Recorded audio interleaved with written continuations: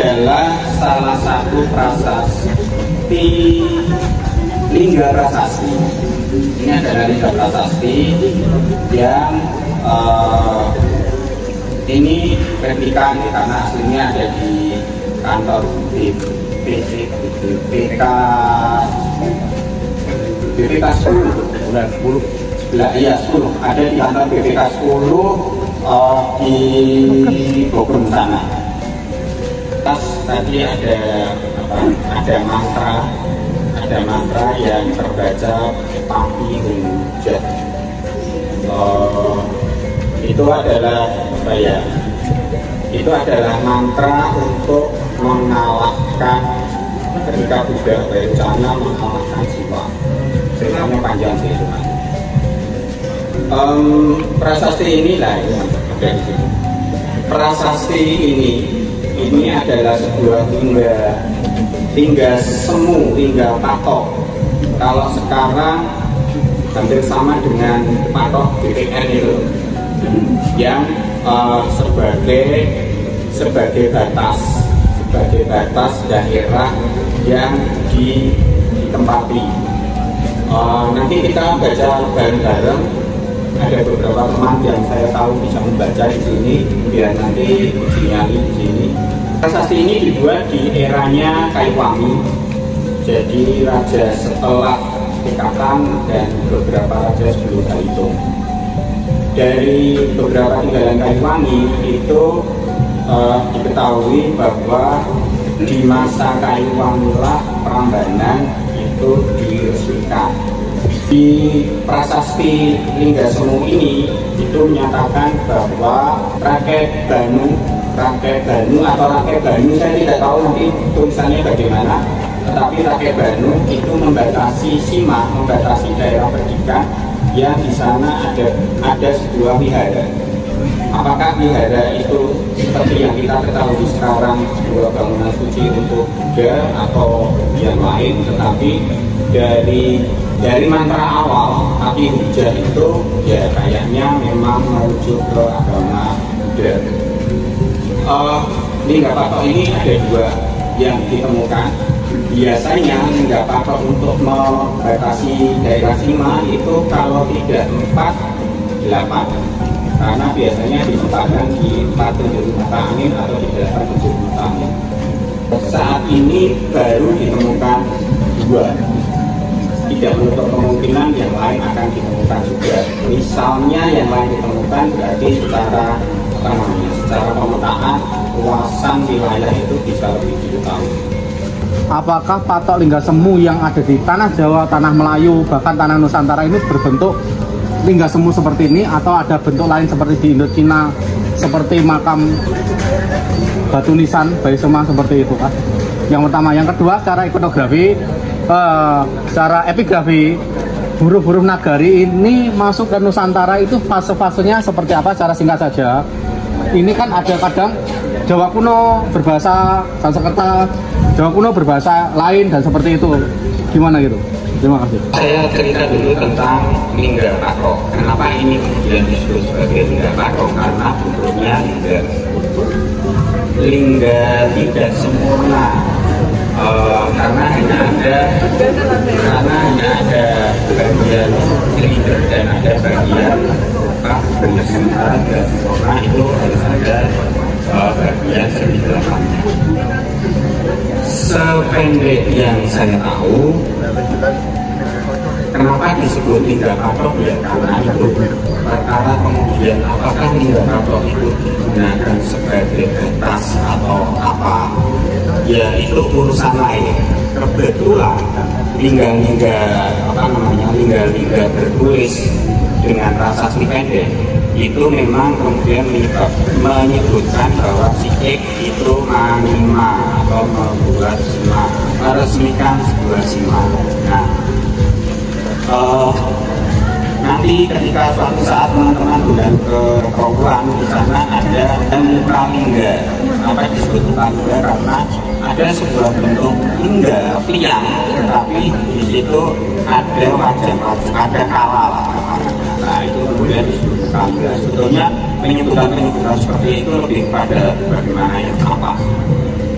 apakah memang penyebutan itu sejak dahulu juga disebut seperti itu, ya terang dan tidak tahu. Terus masalah kenapa penggunaan aksara, kapan masuknya, sebetulnya tidak beda dengan apa yang kita lakukan, apa yang ada di kebudayaan kita saat ini. Kita mengenal aksara Greek, aksara Latin, itu kita bisa menggunakannya ketika terbaca, itu bisa jadi bahasa Jawa, bisa jadi bahasa Inggris, bahasa Arab, misalnya macam-macam yang beraksara Latin.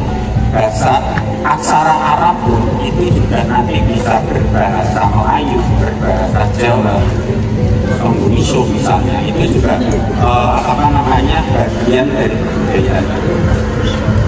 Sampai saat ini memang belum ditemukan prasasti beraksara Dewanagari yang menuliskan selain bahasa Sanskerta. Jadi saya tidak tahu dan tidak bisa menjawab kapan.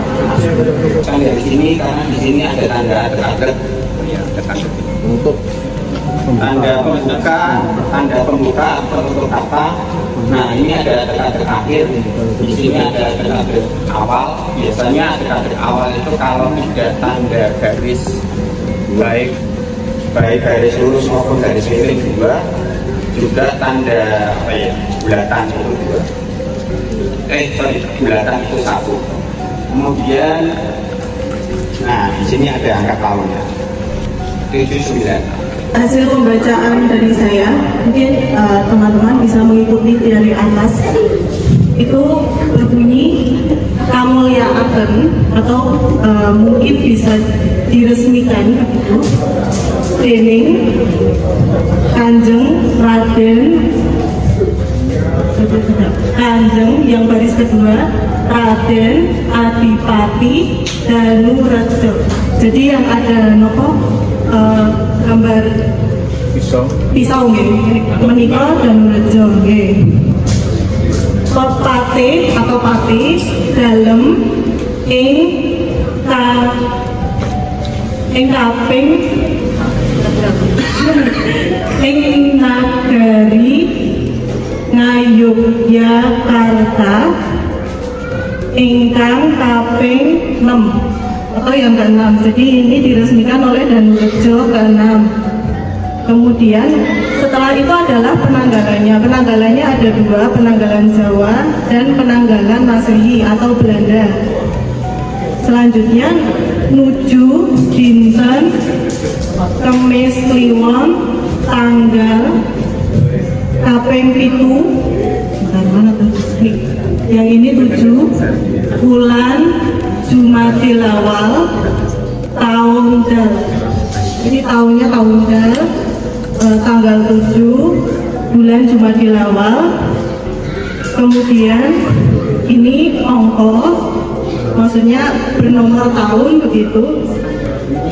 Dari depan 1831. Kemudian selanjutnya yang Belanda utawi tanggal Walandi kaping 22. Ini 22. Ini sebenarnya dia mau nulis Agustus, tapi entah kenapa aksara suaranya ini O, Augustus maksudnya. Saya juga kurang paham kenapa seperti itu. Tahun ini 1901. Amarahu al-wazir al-mu'adzam Kanjeng Raden Adipati Danurejo. Amarahu dia itu membuat, amara itu membuat. Wazir yang dimuliakan Kanjeng Adipati Danurejo itu membuat masjid ini. Wazir Hadratuh Sultan Wazir As-Sadisah fi Baldadi Yogyakarta. Jadi pepatih Sultan, yaitu Pati yang ke-6 di Nagari Yogyakarta. Wakana al-aro min tahmirihi yaumul jum'ah. Dia itu membuat masjid ini pada hari Jumat Kemudian kulli Kliwon, Jumat Kliwon, al-hilal, hilalun itu bulan, bulan as-sabi'i wal isrina, as-sabi itu 7, wal isrina itu 27, fi syahri Jumadil akhir, pada bulan Jumadil akhir, sanatan itu tahun, ini sanatan tahun 1319 min hijratin Nabi al-Mukarram sallallahu alaihi wasallam, dari hijrahnya Nabi Muhammad al-Mukarram yang dimuliakan, yaitu sallallahu alaihi wasallam, Kanjeng Nabi Muhammad sallallahu alaihi wasallam. Begitu. Jadi mungkin kalau yang di sana itu Masehinya, Jawanya ini yang Islamnya, begitu. Ya, terima kasih.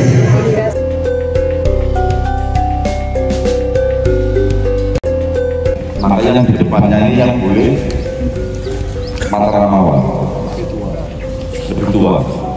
Di depan Mataram Awal yang boleh Pajang, di depan Pajang yang boleh Demak.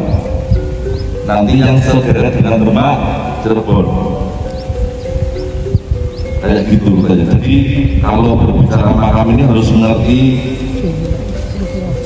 kerajaan mana yang paling pertama, Demak, terus jumlah rajanya berapa, tahun naik tahtanya raja sama turunnya berapa, nah nanti itu berpegang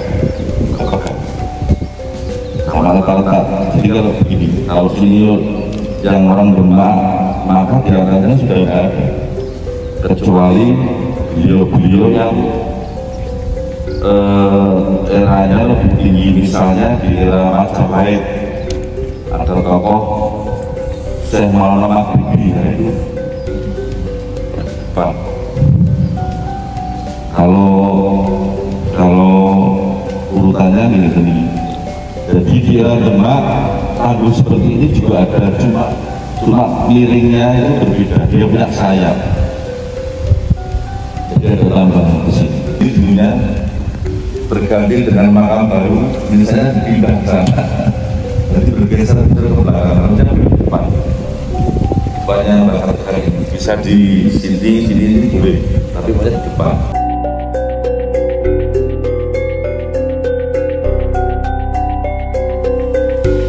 Kebetulan ini dikasih tinggi, silahkan tanya sama saya, siapa tahu dapat membantu. Silahkan, misalnya Kaupa itu kok ada dua di mana? Apa posisi batu bata ini sebagai tembok setelah tanah atau ini masih terpendam sebagai fondasi? Atau ini sebagai sisi apa gitu ya? Ya. Nah di sini itu ada seperti 3 jenis temuan. Yang pertama tentu saja upah asli itu, yang dulu diduga waktu Sultan Agung Keraton di Kerto, di sini adalah siti hinggilnya.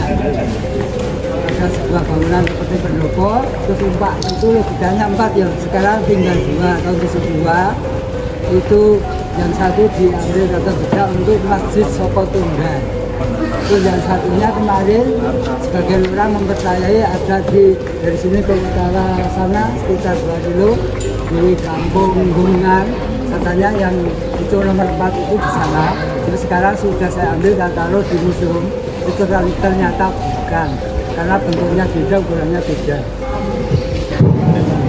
Temuan penting yang kedua adalah tadi yang pertama kan umpah, yang kedua adalah di sana itu ditemukan sepertinya masih di situ asli, itu disebut sebagai undang-undangan atau kelap-kelapan dari selatan masuk ke utara, yaitu ke Setinggi. Sementara kelap-kelapan yang dari utara waktu ekskavasi 2007 di sana tinggal ditemukan sekitar 7 lempeng batu wangsit yang sudah rata.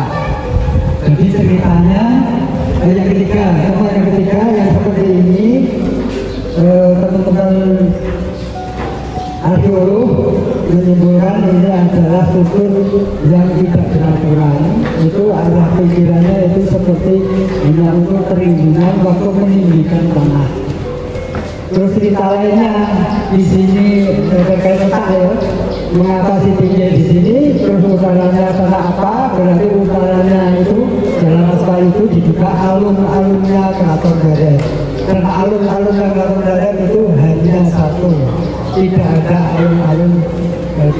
sebenarnya, karena di sana sepanjang warga itu dibuka sebagai keratonnya, terus di selatannya lagi itu dibuka sebagai pasar Prawiromanten. Sebenarnya juga tidak begitu luas, tapi orang Subang pun orang kalau belanja ke sini mungkin saking tepatnya itu. Jalan kaki naik keratonnya buka satu perjalanan itu konon memakan waktu 2 bulan. Terus setelah kali itu ada pertemuan antara Kali Opak dan Kali Kesawo. Di situ dibangun apa namanya? Dibangun itu tangga itu. Bendungan untuk membuat Segoro Yoso. Dan sekarang menjadi kampung Segoro Yoso. Segoro itu laut, Yoso itu bulatan. Nah jadi itu dengan Sultan Agung dan di perusahaan Mangkurat untuk membuat Segoro Bulatan, Segoro Yoso, Segoro Laut, Yoso Bulatan. Fungsinya untuk apa? Segoro itu untuk latihan perang dan untuk rekreasi. Di sana apakah waktu persiapan mau menyerbu Batavia juga ada kapal besar sepertinya ya, karena kalau kapal besar itu artinya di Pantura. Jadi waktu terlibat ke Batavia yang angkatan laut itu berangkatnya dari Pantura. Jadi kalau ada YouTuber mengatakan di Segoro dulu ada kapal besar sepertinya kok enggak. Nah terus yang kita lihat sekarang dari 2 rumah asli itu, yang satu kan cukup besar, yang kecil itu apa gimana? Ini kan ada tapi belum ada narasinya. Itu adalah perbandingan dari upah di Sini Keraton dengan perbandingan upah di Keraton Yogyakarta. Kalau yang di Keraton Yogyakarta nama bangunannya Bangsa Witono, di sana besarnya seukuran itu, terus paruhnya luas sedikit itu. Misalnya, ya lebar atas itu yang asli di sini itu kira-kira lebar atas 70 cm, kalau yang dari Keraton Yogyakarta itu 32 cm. Terus apa maknanya dari ukiran atau hiasan itu? Itu oleh para ahli disebut sebagai stilisasi atau stiliran menurut Arab Jawa.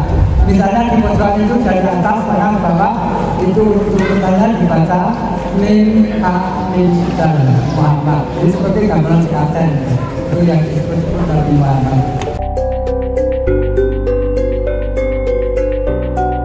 Kampung dari Kertok tadi, dari makam itu kan kita arahkan belok kiri, nggak lurus mengikuti jalan aspal. Dan naik motor tadi itu di atas Benteng Mataram, Benteng sisi selatan. Ya, dulu sebelum dicor-blok, kalau masih hujan deras, itu tanah-tanah di jalan itu masih tersingkap dan kita bisa melihat struktur batuan-batuan barat seperti ini. Itu dari timur pojokan selatan sana sampai ke barat arah Kertok gitu. Ya.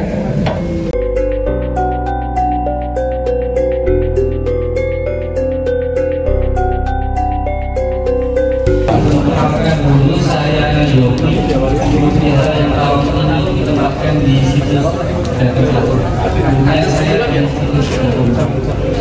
Di situs Datuk merupakan tinggalan arkeologis dari era kepemimpinan Amangkurat I. Amangkurat I sendiri biasa dikenal dengan Sunan Tegal Arum.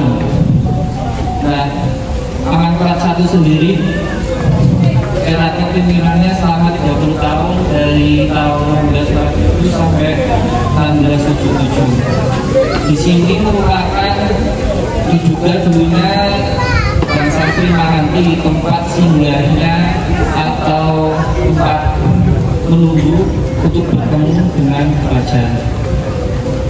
Di situs ini sendiri sudah 3 kali dilakukan ekskavasi, yang pertama sekitar 2009, yang kedua 2017, dan yang ketiga 2019.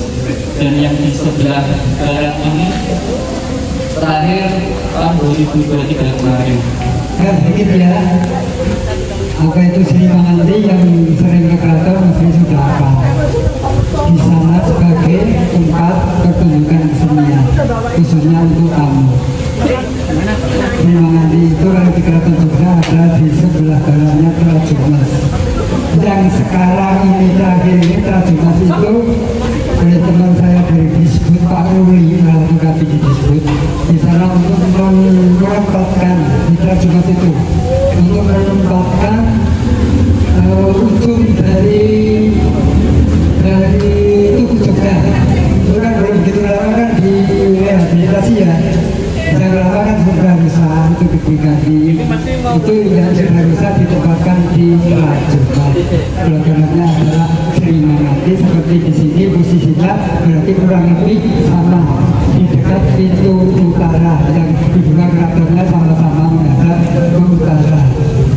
Berarti tadi kalau ditanyakan di mana letak dari pintu PT Keraton Pleret dan menghadap kira-kira ke utara, itu yang nggak jauh dari sini lah kira-kira, yang belum pernah ditemukan apalagi di ekskavasi sampai saat ini belum. Walaupun orang ahli ya kadang-kadang nggak langsung ini kira-kira apa ya gitu, nggak langsung untuk Srimangati enggak. Akhirnya kan dalami itu karena dibuka sebagai Srimangati. Di sini yang sudah nggak kelihatan lagi dari hasil ekskavasi, kalau nggak salah sekitar ya 2010-an. Di sebelah sana itu banyak ditemukan yang diduga sebagai saluran air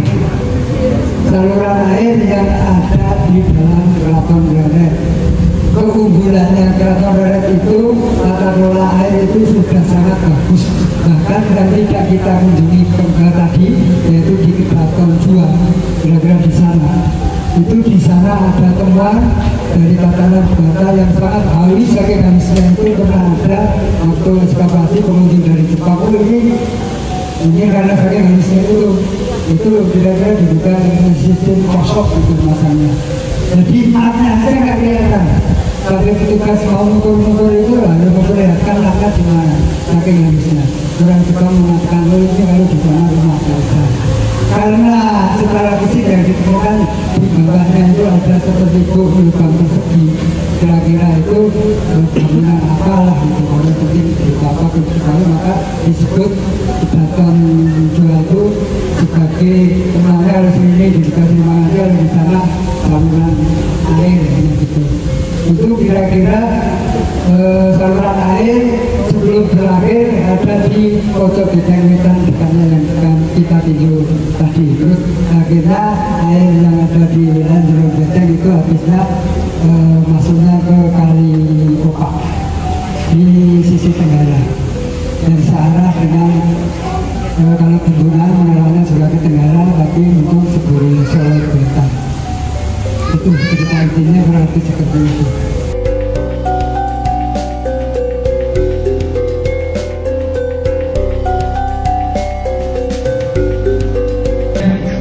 Salah satu istri ya, salah satu itu artinya kan banyak. Gara-gara Malang meninggal, menjadikan istri yang lain kan dituduh untuk sebagai yang pelaku pembunuh, akhirnya dihukum penjara.